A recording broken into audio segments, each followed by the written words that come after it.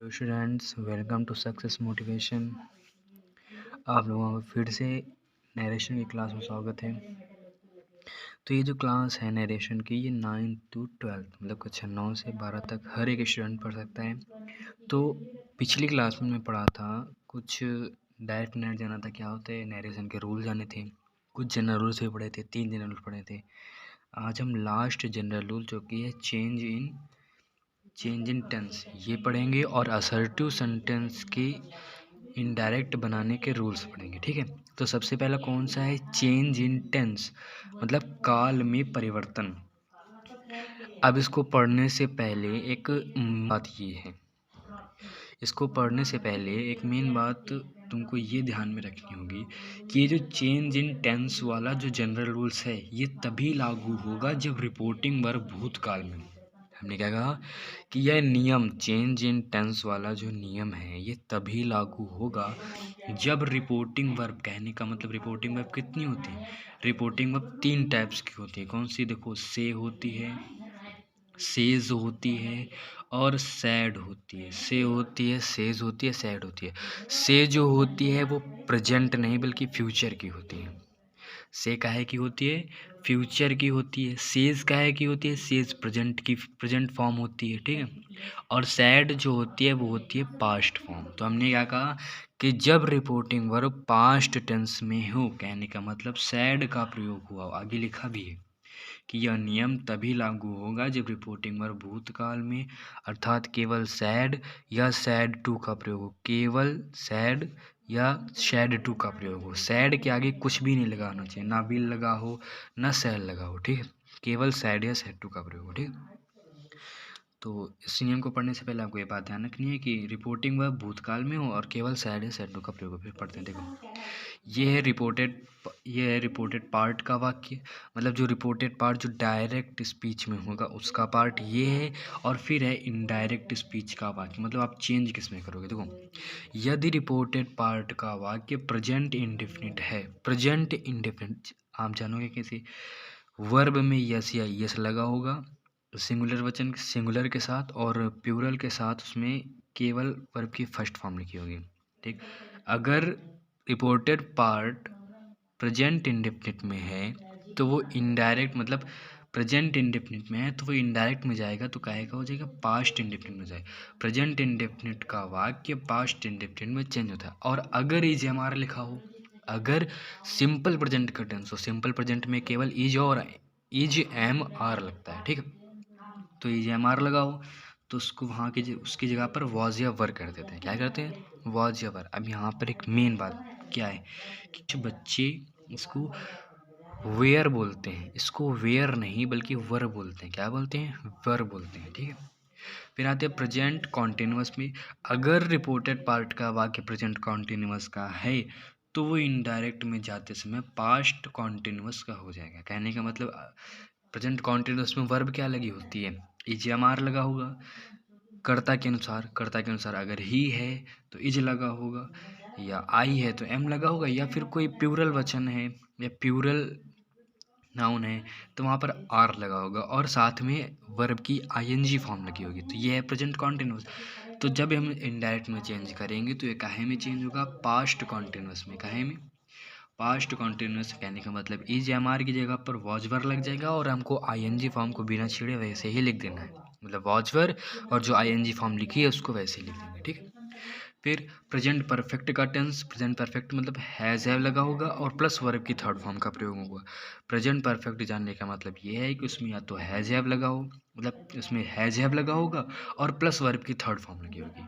Has लगा हो या हैव लगा हो और उसके साथ वर्ब की थर्ड फॉर्म लगी, तो ये चेंज किस में होगा? पास्ट परफेक्ट में चेंज होगा, मतलब हैज़ हैव की जगह पर हैड हो जाएगा और वर्ब की थर्ड फॉर्म को वैसे ही लिख देंगे। ठीक है, फिर प्रेजेंट परफेक्ट कॉन्टिन्यूअस पर आते हैं। प्रेजेंट परफेक्ट कॉन्टिन्यूअस क्या है? हैज या हैव लगा होगा, उसके बाद बीन लगा होगा, उसके बाद आईएनजी फॉर्म लगी होगी। तो ये चेंज किस में होगा? Present perfect continuous past perfect continuous में चेंज होता है। प्रेजेंट परफेक्ट कॉन्टिन्यूअस काहे में चेंज होता है? Present perfect continuous past perfect continuous में चेंज होता है। कहने का मतलब हैज और हैव की जगह पर हैड कर देंगे और बीन प्लस आईएनजी फॉर्म वैसे ही लिख देंगे। ठीक है, फिर इसके बाद आता है पास्ट इंडेफिनिट। पास्ट इंडेफिनिट काहे में चेंज होगा? पास्ट इंडेफिनिट तुम जानोगे कैसे? देखो उसमें वर्ब की सेकंड फॉर्म लगी होगी। काहे की लगी होगी? पास्ट इंडेफिनिट में वर्ब की सेकंड फॉर्म लगी होगी। और या फिर यहाँ पर डिड नॉट का प्रयोग होगा। डिड नॉट और प्लस वर्ब की first form. Did not plus verb की फर्स्ट फॉर्म, या तो वर्ब की सेकंड फॉर्म लगी होगी या फिर डिड नॉट प्लस वर्ब की फर्स्ट फॉर्म ये लगा होगा। पास्ट इंडेफिनिट जानने का मतलब ये है, ठीक है। तो ये चेंज किस में होगा? ये चेंज होगा पास्ट परफेक्ट में। पास्ट इंडेफिनिट काहे में चेंज होगा? पास्ट परफेक्ट में। मतलब वर्ब की सेकंड फॉर्म लगी हो तो हम हैड और प्लस वर्ब की थर्ड फॉर्म लिख देंगे, जो कि वर्ब की सेकंड फॉर्म हो उसकी हम वर्ब की थर्ड फॉर्म लिख देंगे, ठीक है। फिर उसके बाद आते हैं पास्ट कॉन्टिन्यूस पे। पास्ट कॉन्टिन्यूस में वाज वर और प्लस आईएनजी फॉर्म लगी होगी। पास्ट कॉन्टिन्यूस में वाज या वर्ब और प्लस आईएनजी फॉर्म लगी होगी। तो चेंज किस में होगा? ये चेंज होगा पास्ट परफेक्ट कॉन्टिन्यूस में। और पास्ट परफेक्ट कॉन्टिन्यूस में क्या लगता है? हैड बीन और plus ING form. ING form वैसे ही लिखी रहेगी, उसकी जगह पर वाज या वर की जगह पर हैड बीन कर देंगे बस। फिर उसके बाद अब यहाँ से एक मेन पॉइंट ये आता है, हो सकता है वैसे इस पर क्वेश्चन बनेगा नहीं, लेकिन आपको ध्यान में रखना है कि अगर कहीं पर भी पास्ट परफेक्ट का टेंस आ जाए और पास्ट परफेक्ट कॉन्टिन्यूस का टेंस आ जाए, पास्ट परफेक्ट का है या पास्ट परफेक्ट कॉन्टिन्यूस का है, कहने का मतलब हैड और प्लस वर्ब की थर्ड फॉर्म लगी हो और या फिर हैड बीन और प्लस आईएनजी फॉर्म लगी हो, तो ये नो चेंज होते हैं, चेंज नहीं होते। तो इसका एक शॉर्ट फॉर्म में तुमको बताया दे। तो देखो प्रेजेंट का वाक्य पास्ट में चेंज होगा, मतलब प्रेजेंट इंडेफिनिट पास्ट में चेंज होगा। प्रेजेंट कॉन्टिन्यूस पास्ट कॉन्टिन्यूस में चेंज होगा। प्रेजेंट परफेक्ट पास्ट परफेक्ट में चेंज होगा। Present perfect continuous past perfect continuous change होगा। पास्ट इंडेफिनिट पास्ट परफेक्ट में चेंज होगा। और past continuous past perfect continuous में चेंज होगा। और पास्ट परफेक्ट और पास्ट परफेक्ट फ्यूचर टेंस में विल और शैल लगता है। तो फ्यूचर टेंस में क्या लगता है? विल और शैल लगता है। तो उसमें हमको विल को वुड में कन्वर्ट करना है और शैल को शुड में कन्वर्ट करना है। अब इसके आगे और पीछे कुछ भी लिखा हो, कहने का मतलब विल हैव बीन या शैल हैव बीन या फिर विल बी शैल बी लिखा हो, तो बी वैसा ही लिखा रहेगा। बस जैसे विल बी है तो उसमें बी वैसा ही लिखा रहेगा और विल को हम वुड कर देंगे। अब जैसे शैल हैव बीन है तो हैव बीन वैसे ही लिखा रहेगा और शैल को बस शुड कर देना है। मतलब कुछ भी इसके पीछे लिखा हो, बस तुमको विल को वुड करना है, शैल को शुड करना है, ठीक। विल को क्या करना है? वुड करना है, शैल को शुड करना है। मे को माइट में कन्वर्ट करेंगे, कैन को कुड में कन्वर्ट करेंगे, डज नॉट, डू और डज नॉट इसको डिड नॉट में कन्वर्ट करेंगे।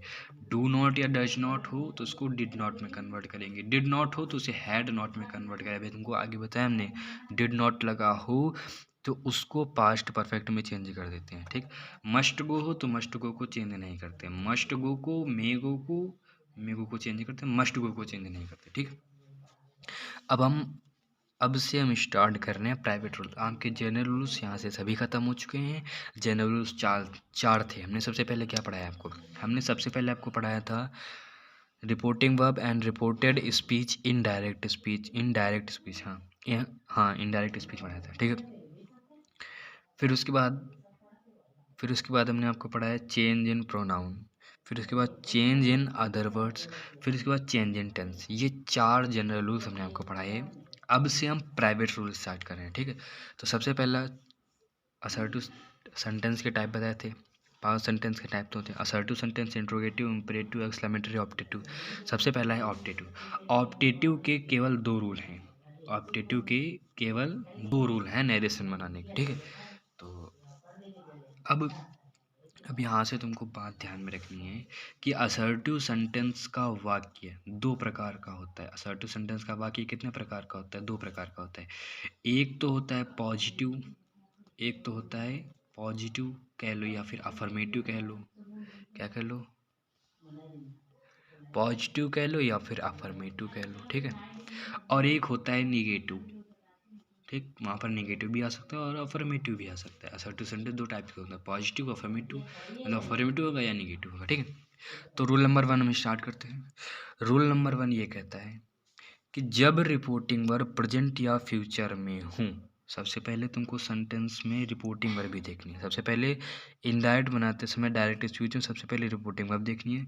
रिपोर्टिंग वर्ब यदि प्रेजेंट या फ्यूचर में हूँ, वर्तमान या भविष्यकाल में हो, अर्थात से या सेज का प्रयोग हो, तो इनडायरेक्ट बनाते समय निम्न परिवर्तन करते हैं। अगर रिपोर्टिंग वर्ब से या सेज है तब इनडायरेक्ट बनाते समय इस नियम का फॉलो करेंगे। तो इनडायरेक्ट बनाते समय कुछ निम्न परिवर्तन है। देखो, सबसे पहले से टू को काहे में कन्वर्ट करेंगे। अगर से के बाद में टू लगा है, अगर से के बाद में टू लगा है, टू के बाद कोई ऑब्जेक्ट दिया है, तो से टू को टेल में कन्वर्ट करेंगे, सेज टू को टेल्स में कन्वर्ट करेंगे। से टू को टेल में, सेज टू को टेल्स में। और यदि, यहाँ पर एक मेन बात है, यदि केवल से या सेज हो, केवल से या सेज हो, कहने का मतलब आगे सब्जेक्ट लगा होगा लेकिन से के बाद टू ना लगा हो, सेज के बाद टू ना लगा हो, तो उसमें हम कोई परिवर्तन नहीं करते हैं। जैसे कि यहाँ पर अभी एक सेंटेंस है, जैसे यहाँ पे लिखा है हरी सेज, हरी सेज, इसके बाद टू और ऑब्जेक्ट नहीं लगा है तो सेज को वैसे रखेंगे। और फिर नीचे एक है ही सेड टू मी, तो से टू लिखा है तो उसको टेल में कन्वर्ट करेंगे। ठीक है, तो से, अगर से के बाद टू लगा है तो टेल में कन्वर्ट करेंगे, सेज के बाद में टू लगा है तो उसको टेल्स में कन्वर्ट करेंगे, अगर नहीं लगा है तो नहीं कन्वर्ट करेंगे। ठीक है, टू लगा है तभी कन्वर्ट करना है। फिर उसके बाद सबसे पहला परिवर्तन आपको ये करना है। फिर उसके बाद क्या करना है, कॉमा इन्वर्टेड कॉमा के स्थान पर, कॉमा इन्वर्टेड कॉमा के स्थान पर काहे का प्रयोग करना है, दैट का प्रयोग करना है। कॉमा इन्वर्टेड कॉमा के स्थान पर दैट का प्रयोग करना है। इससे आप ऐसे भी कहते हैं कंजक्शन दैट का प्रयोग करना है।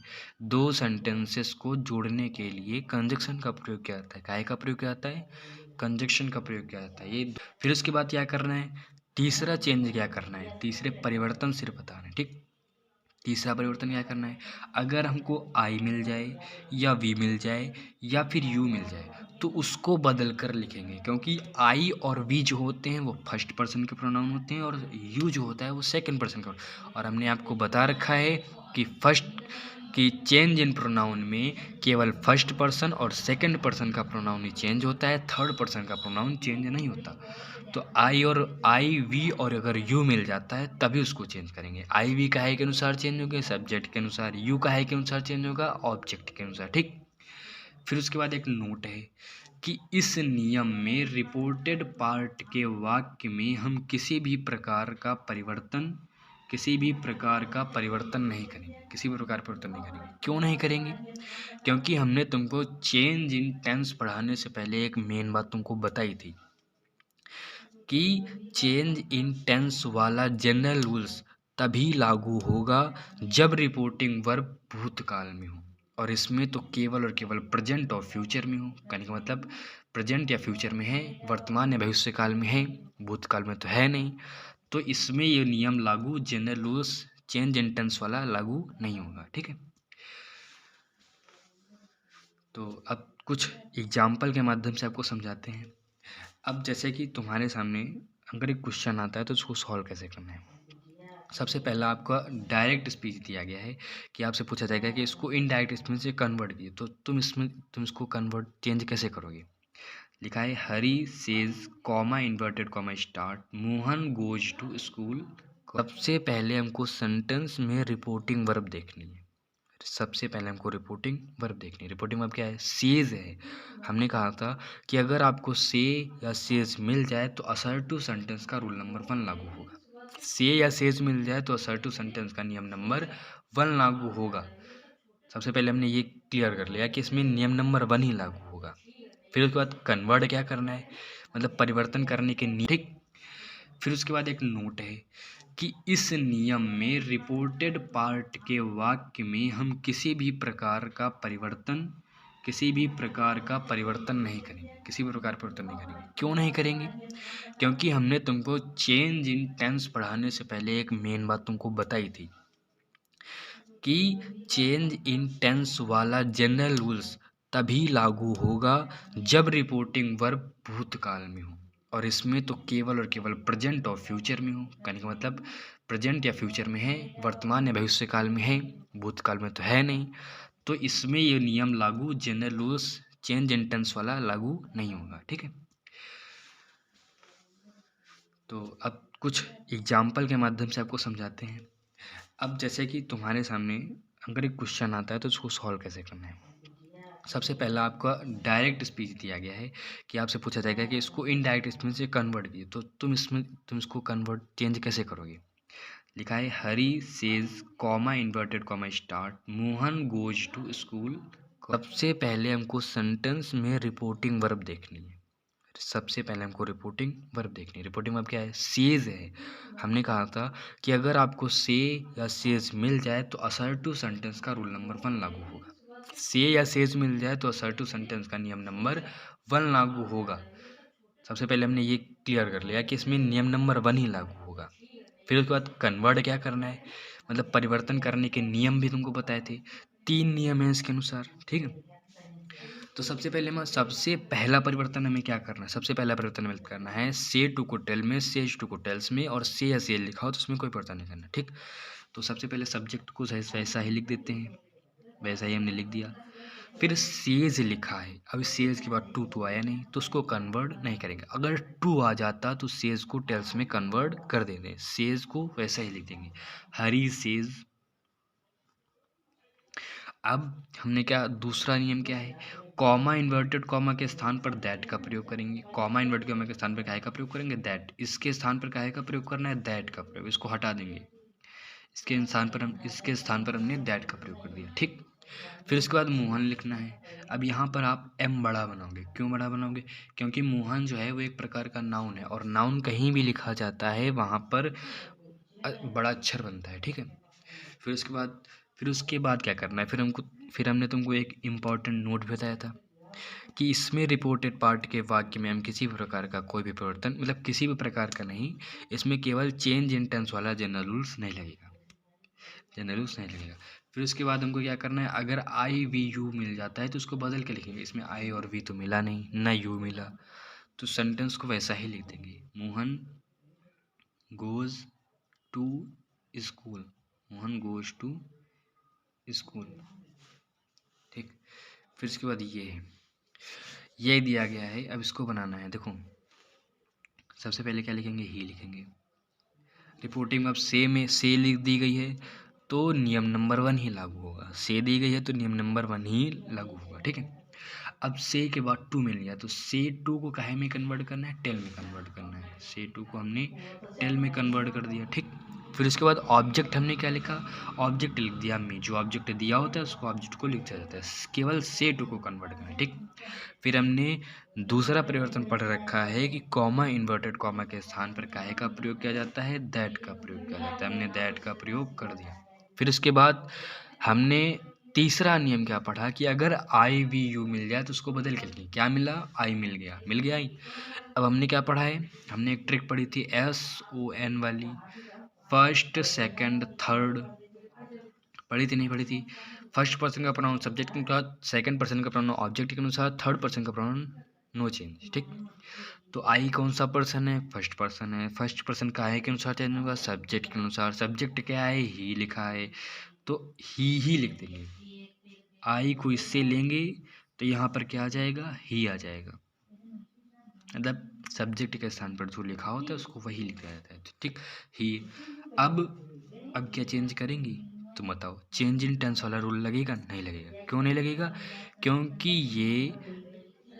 क्योंकि ये जो वर्ब है ये प्रेजेंट या फ्यूचर में है, इसलिए इसमें चेंज इन टेंस वाला रूल नहीं लगेगा। तो इस सेंटेंस को वैसा ही लिखेंगे, ही। अब ही के अनुसार यहाँ पर हेल्पिंग वर्ब लगेगी। ही है, ये सिंगुलर है ना, सिंगुलर है तो यहाँ पर इज लगेगा। He is going to market, going to market. अब यहाँ पर एक अदर वर्ड आ गया। कौन सा अदर वर्ड आया? नाउ को, नाउ। अब नाउ को इसमें कन्वर्ट करना था, नाउ को देन में कन्वर्ट करना था। काहे में कन्वर्ट करना था? देन में। नाउ को देन, मार्केट देन। क्या हो गया? He tell me that he is going to market then, बस ये बन गया। तो thanks for watching my second part of narration, ठीक है। अगर आपको वीडियो अच्छा लगे तो हमारे चैनल को सब्सक्राइब कर लें, वीडियो को लाइक कर लें, और अगर कोई भी चीज़ आपको नहीं समझ में आई है तो उसको कमेंट बॉक्स में टाइप कर दें ताकि हम अगली क्लास में आपको बता सकें। और कमेंट में आप ये ज़रूर बताएं कि आपको क्लास कैसी लगी, क्योंकि इसी के माध्यम से हमारा मोटिवेशन बढ़ता है, ठीक है। तो चलिए मिलते हैं नेक्स्ट क्लास में। अब नेक्स्ट क्लास में हम क्या पढ़ने वाले हैं वो भी तुमको बता दें। असर्टिव सेंटेंस का एक रूल और रह गया है असर्टिव सेंटेंस का एक रूल उसमें पढ़ेंगे, इंट्रोगेटिव के जितने भी रूल हैं वो सभी पढ़ेंगे, इम्परेटिव के जितने भी रूल हैं वो सभी पढ़ेंगे। इन दोनों का करवा देंगे। फिर उसके बाद अभी आपको एक और वीडियो मिलेगा, उसमें आपको काका काका 5 in 1 की जो बुक आती है उसकी एक्सरसाइज नंबर 1 कराई जाएगी। ये प्रेजेंट एंड फ्यूचर जो रूल है उसकी जो एक्सरसाइज नंबर 1 है वो आपको कराएंगे, पूरी सॉल्व कराएंगे, ठीक है।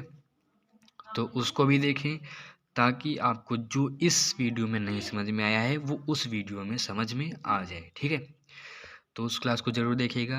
इस क्लास को लाइक, हमारे चैनल को सब्सक्राइब कर लें ताकि आगे आने वाली वीडियो आपको मिलती रहें। बेल आइकन को भी ऑन कर लें ताकि समय पर आपको नोटिफिकेशन मिल जाए, ठीक है। तो चलिए तब तक के लिए बाय बाय, टाटा।